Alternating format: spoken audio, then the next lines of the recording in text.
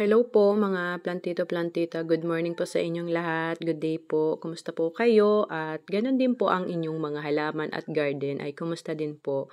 At ito nga pong pinapakita ko po sa inyo ay yung itsura ng garden. Kung iisipin po ay nakakatamad ng ayusin kasi yung space niya hindi po ganun kaluwag. Kaya yung paggagalaw ay talagang limit lang na hindi masyado madamage yung ibang plants. Pero syempre dahil plantita po tayo ay aayusin natin. Pero bago po ako magpatuloy, syempre ay welcome back po ulit muna dito sa aking munting channel, MJ Nagrampa Channel. Ako po si Joy, ang inyong certified plantita at ito nga po yung aking magiging trabaho ngayon at pinapakita ko po sa inyo itong ganitong ayos bago ko po i-present naman sa inyo yung maayos na parang hindi dinaanan ng gulo. Ayan, eto na po siya ngayon. Akala ko nga mga plantito-plantita ay hindi ko maibabalik na ulit sa ganito itong aking garden. Kasi nakita nyo naman po doon sa unahan ng video na talagang hindi na siya maganda. Magulo. Ayan. Wala sa ayos. Pero ngayon, pag nakikita ko na ganito sila ka-greeny, tapos very lush yung mga dahon ay na-amaze po talaga ako.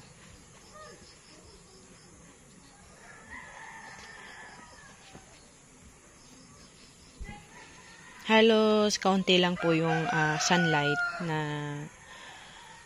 nare-receive ng mga halaman dito kasi mayabong sa taas. Pero yung mga plants naman dito ay akma naman na hindi sila masyado direct sunlight. Kaya okay naman yung mga dahon. Kumbaga ito po ay update na lang sa mga halaman.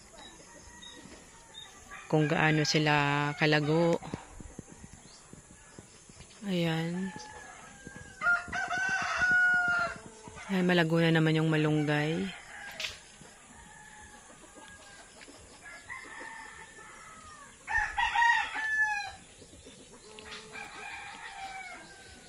Bagay na bagay lang po yung mga ipisya dyan sa ilalim.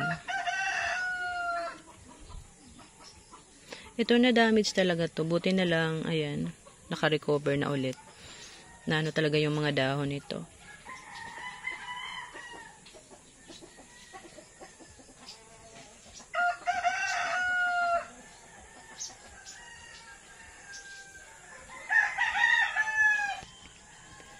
Dito po yung mga santan ko, yung mga ganitong variety ay hindi siya masyado namumulaklak kasi hindi po masyado dito talaga mainit. Pero namumulaklak, minsan lang at kaunti lang po.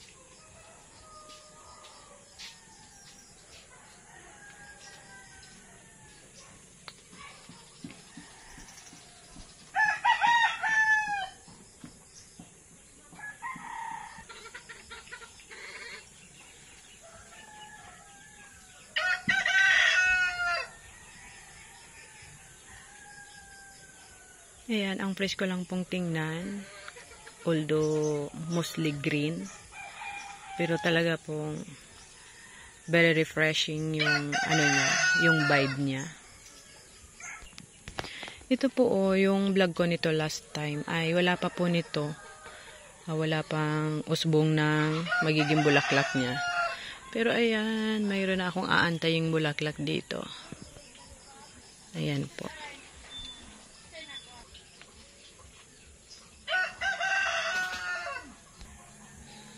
At eto nga po dito sa part na ito.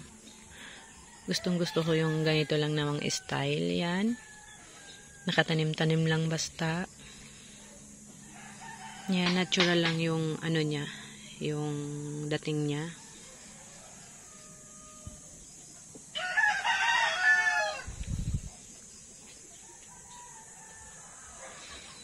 Gusto ko nitong magkaroon pa ng maraming ganito. Itong bird nest.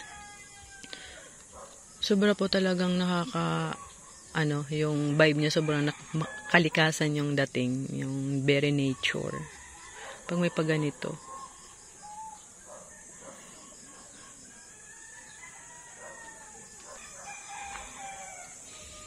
Ito, hinayaan ko na lang muna po dyan, gumapang, hindi naman nakaka-istorbo.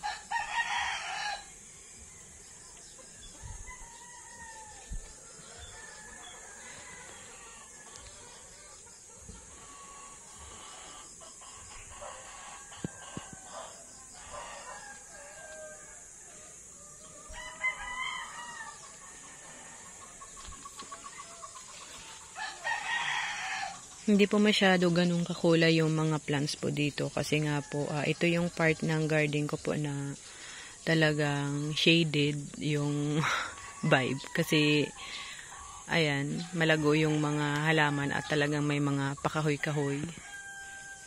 Kaya ganyan ka presko.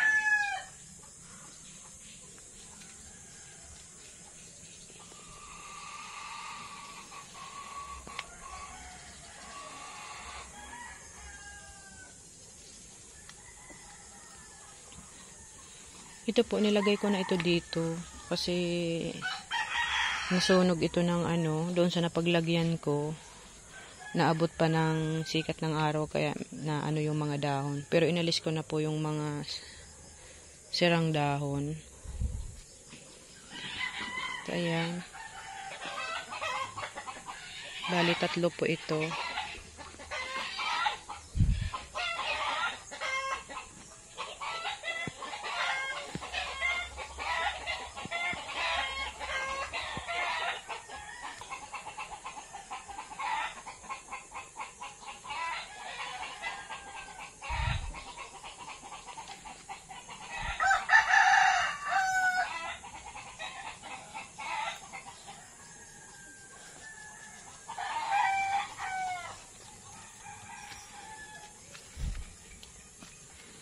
Dito naman po tayo sa part na ito.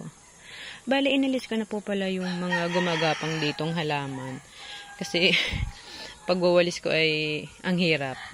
Hindi ko makutkot yung mga tuyong dahon. Kaya, inalis ko na lang po.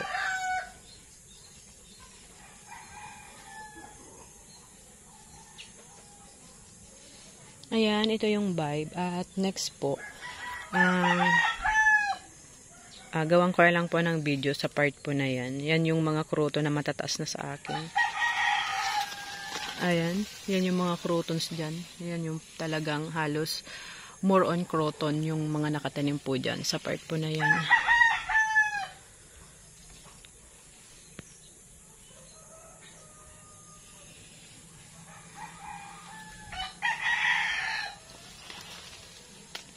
Ito hindi siya ganun kakulay kasi nga po ito namang kruto na ito ay gusto nito sa may init. Pero dahil sa shaded nga po dito, kaya kulang yung init na nare-receive nila. Pero okay lang po.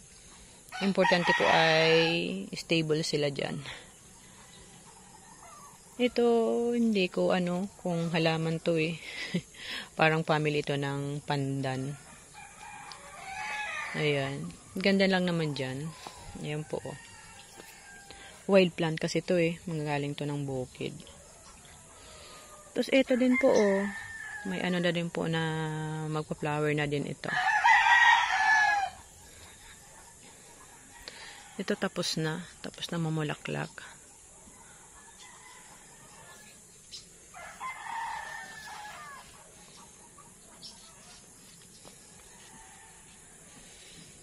Sobra pong talaga, nakaka-relax sa part po na ito. Gustong gusto ko po ditong, nagtatambay lang po, hindi nila alam na may tao dito. Mapapansin ko lang maraming mga bata na may tirador. Tinitirador yung mga ibon dito sa garden ko. Minsan sinasabihan ko po na andito ako kasi baka matamaan po nila ako. Kasi yung vibe po talaga dito, marami na pong ibon kasi kubkub na. At yung mga pusa ko, hindi ko po kasi ito na papakain. Hindi pa sila nag-almusal. Kaya nakasunod. Ayan, ito yung itsura niya. Yung giant fern ko ay, ayan, talagang nagbigay din ng shade dito sa garden na ito.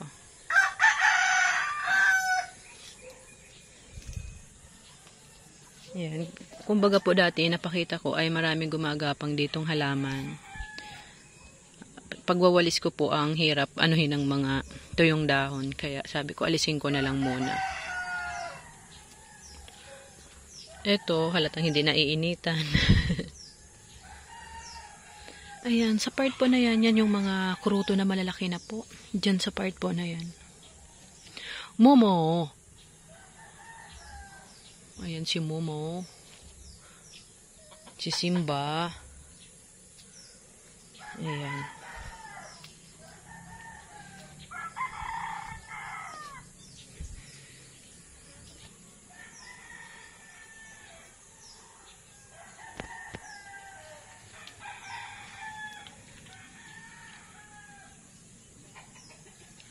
Sarap pong magkapi-kapi po dito or maglakad-lakad. Hindi po kayo maiinitan.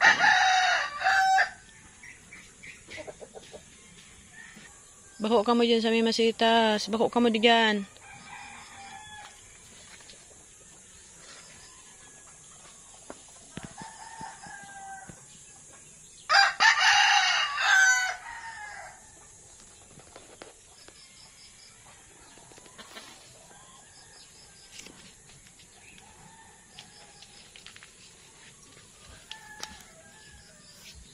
Yung iba po palang halaman na inalis ko dito. Diyan ko po itinanim. Sa side po na yan. Diyan ko na lang pagapangin. Para hindi masyado hassle sa pagwawalis po.